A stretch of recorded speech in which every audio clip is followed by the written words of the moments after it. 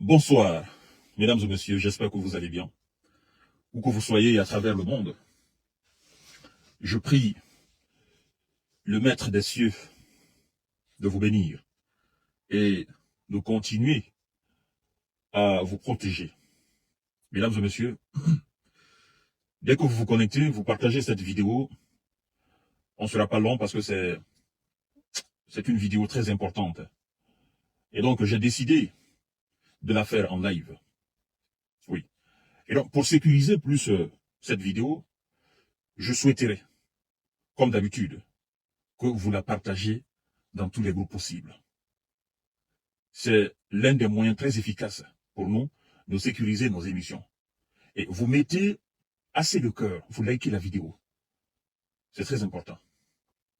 Alors, comme vous constatez, dans le titre de cette émission, parce que c'est une décision très impopulaire, une décision décriée, une décision déshabillée par le peuple ukrainien, que le président ukrainien vient de prendre en connivence avec son ministre des Affaires étrangères, M. Dimitri Kuleba. Mais qu'est-ce qui a motivé cette prise de décision radicale, cette prise de décision sans précédent de la part de l'élite ukrainienne? C'est ce que nous allons voir dans cette émission.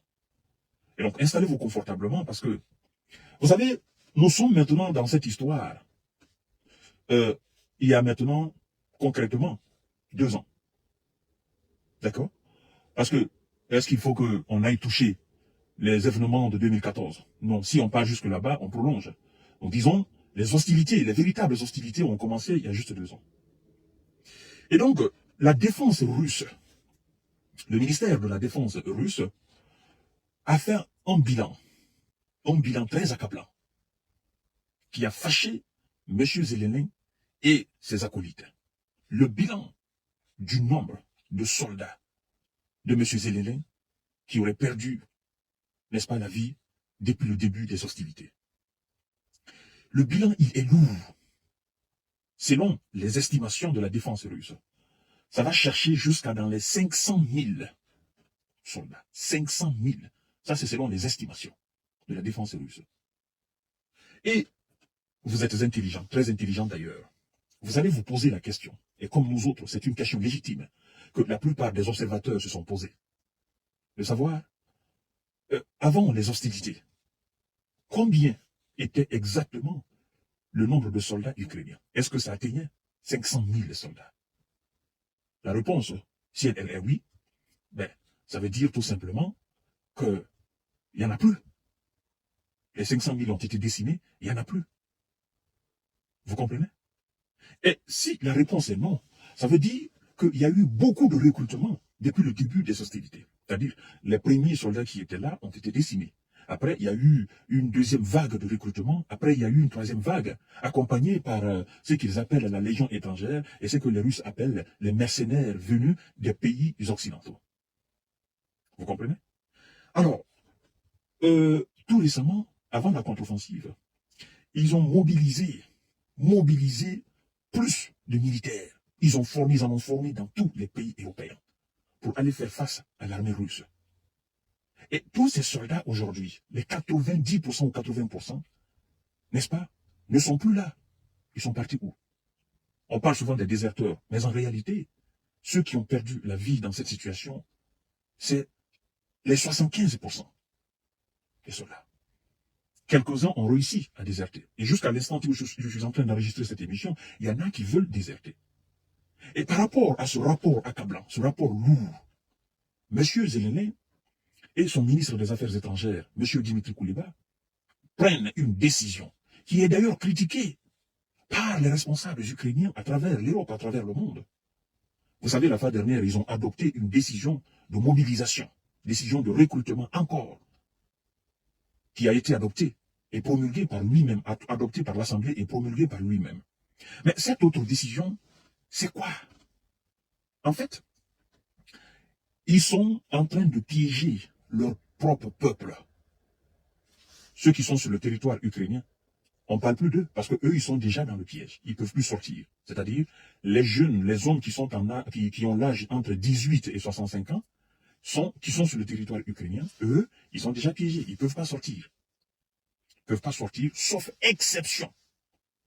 Et ces exceptions, certainement des maladies graves qui ne sont pas, même s'ils ils sont entre 18 et 65 ans, mais ils ne sont pas aptes à aller au front parce que certainement ils sont handicapés, ils sont malades, physiquement, ils ne sont pas bien, en fait, moralement, ils ne sont pas bien.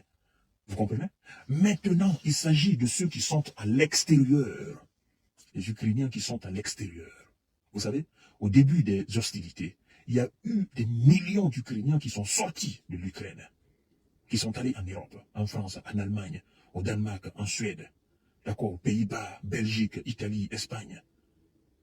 Et avant que les hostilités ne commencent, il faut dire qu'il y avait aussi la diaspora ukrainienne. Alors, qu'est-ce que cette décision dit? La décision, elle est tout simple. C'est pourquoi j'appelle décision impopulaire, décision prise de piège, prise en piège. C'est-à-dire, au niveau des ambassades ukrainiennes à l'extérieur de l'Ukraine, au niveau des consuls, au niveau de la représentation diplomatique, c'est-à-dire de la représentation de l'État ukrainien au sein de tous les autres pays dans le monde entier, les documents officiels ukrainiens permettant aux citoyens ukrainiens dans ces différents pays de se mouvoir ou de s'installer dans ces différents pays davantage, les documents officiels sont aujourd'hui suspendus. Par contre, les documents permettant aux Ukrainiens de rentrer en Ukraine, ces documents sont livrés. Ça veut dire quoi? Ça veut dire, si aujourd'hui vous êtes Ukrainien, vous êtes en France, vous êtes Ukrainien, vous êtes en Allemagne, vous avez par exemple un document ukrainien qui est à une date de validité qui a expiré, et que vous voulez renouveler ce document au niveau de votre ambassade en Allemagne ou au niveau de votre ambassade en France, ça n'existe pas. On a suspendu. On a suspendu, c'est fini. Mais par contre, si vous voulez une pièce d'identité pour entrer au pays, on vous livre cette pièce d'identité-là. Donc, c'est un piège tendu aux Ukrainiens. Les hommes de 18 à 65 ans, c'est un piège tendu. C'est une politique très très mauvaise. Et vous savez, c'est très mauvais. En fait, ils obligent maintenant les gens à rentrer au pays. Si vous devez faire un passeport, on ne vous enrôle plus au niveau de l'ambassade ukrainienne en France. On ne vous enrôle plus au niveau de l'ambassade ukrainienne en Allemagne, aux États-Unis. On ne vous enrôle plus. Si vous avez besoin d'une pièce d'identité, on ne vous donne pas. On vous donne des pièces d'identité vous permettant d'aller chez vous en Ukraine. Et lorsque vous rentrez là-bas, qu'est-ce qu'on fait? On vérifie si vous avez fait le service militaire. Vous comprenez? Si vous avez fait le service militaire et pourquoi vous êtes sorti, si votre sortie est officielle et raisonnable, d'accord. Par contre, si votre sortie n'est pas justifiée, directement vous êtes recruté de force. Vous allez au front. Ça veut dire quoi? Ça veut dire que maintenant, les Ukrainiens à l'extérieur de l'Ukraine, qui sont dans les pays différents et qui sont aujourd'hui dans une situation irrégulière, où les documents, les validités de documents ont expiré, ces gens, ils vont vivre dans les pays européens comme simplement des réfugiés, au fait. Des personnes en situation irrégulière. Soit ils demandent l'asile, et même ça aussi. Parce que si vous demandez de l'asile, par exemple, l'État français ou l'État allemand vous demande un document officiel pour pouvoir vous délivrer, n'est-ce pas, la protection. D'accord? La protection en tant que demandeur d'asile. On vous demande un document, par exemple. Vous envoyez un document qui n'est pas valable, qui n'est pas valide. Vous serez obligé de vous rendre dans votre pays pour aller chercher, parce que le consul, l'ambassade ne délivre plus ces documents-là. Et une fois que vous rentrez, paf, on vous prend, vous allez au front. Vous voyez comment la situation est devenue dramatique, comment la situation est devenue très grave. Parce que ça veut dire qu'il n'y a plus d'hommes sur le terrain en Ukraine. Il n'y en a plus. Il n'y en a plus. L'autorité ukrainienne pousse sa population à l'extérieur de l'Ukraine à devenir plus SDF. Les personnes sans domicile fixe. L'autorité ukrainienne est en train de devenir radicale. Et tout cela aux yeux des ONG, des défenseurs des droits de l'homme. Ils sont où? Je pense que vous devez réagir, vous, les défenseurs des droits de l'homme, vous devez réagir par rapport à cette décision. Vous devez dire, mais non, la mobilisation, mais écoutez, la mobilisation ne doit pas être forcée. Vous ne pouvez pas tendre un piège aux gens. Vous ne pouvez pas pousser les gens à rentrer au pays, pendant que vous avez des ambassades, des consuls qui sont partout ici, en Europe ou partout aux États-Unis, qui peuvent délivrer des documents. Mais s'il faut que les gens rentrent en Ukraine pour aller faire des passeports, pour aller faire des pièces d'identité, pour aller renouveler les permis, ça veut dire que, écoutez, on n'est plus dans un cadre de respect des droits de l'homme. C'est fini ça. C'est fini. Ça veut dire que ceux qui sont sur le terrain en Ukraine, ça ne suffit pas au fait pour faire la mobilisation. Même si on venait à les recruter, ils ne sont pas nombreux. Donc il faut aller chercher à l'extérieur. La situation est dramatique. Et c'est à cause de ça, à cause de toutes ces décisions, à cause de tous ces événements, que nous avons demandé à ce que les Occidentaux arrêtent, les États-Unis arrêtent, qu'ils négocient avec la Russie, qu'il y ait une issue diplomatique, politique de cette situation. On parlait de mobilisation à l'époque, à l'intérieur du pays. Maintenant, aujourd'hui, c'est à l'extérieur, on force les gens à rentrer. Demain, qu'est-ce qui va se passer? S'il n'y a plus au pays, il n'y a plus à l'extérieur, qu'est-ce qui va se passer? Ils vont demander aux enfants d'aller combattre? Hein?